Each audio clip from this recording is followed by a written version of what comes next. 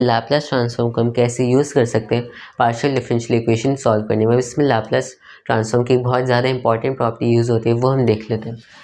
पहले मैं डिफाइन कर देता हूँ एक फंक्शन u जो x और t का फंक्शन है, x का भी फंक्शन है और t का भी फंक्शन है।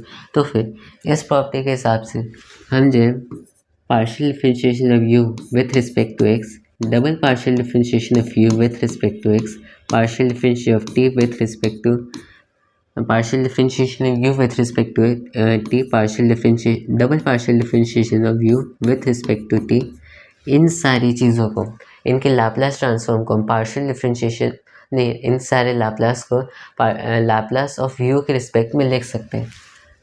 मैं अभी एक नोटेशन लिख देता हूँ, लाप्लास ट्रांसफॉर्म ऑफ u को मैं u बार से डिनोट करूँगा। तो अगर मुझे इसका लाप्लास ट्रांसफॉर्म करना है, Laplace partial differentiation of u with respect to x, अगर मुझे इसका लाप्लास ट्रांसफॉर्म करना है, so that will be equal to partial differentiation of u bar with respect to x। अगर मैं इसका लाप्लास ट्रांसफॉर्म कर रहा हूँ, that will be equal to double partial differentiation of u bar with respect to x square.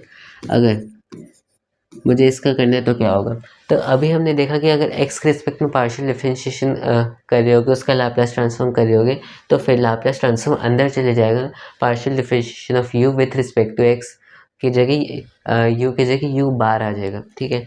लेकिन अगर t के respect में पार्शियल डिफरेंशिएशन हो रहा होगा तो चीज़ें चेंज हो जाएगी। कैसे होगा, जब भी ये वाला सिनेरियो होगा तो इसमें हम क्या करेंगे, this will be equals to s into u bar minus u की वैल्यू एट x जहाँ पर t 0 है, ठीक है।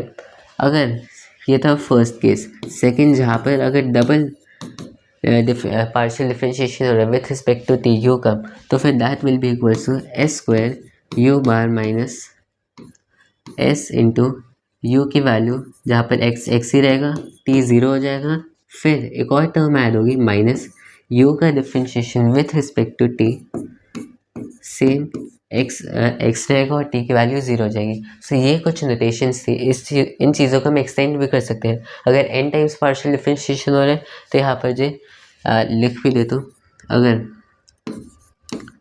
पार्शियल डिफरेंशिएशन n टाइम्स हो रहा है that will be equals to s to the power n u bar s to the power n minus 1, ये s to the power n minus 2,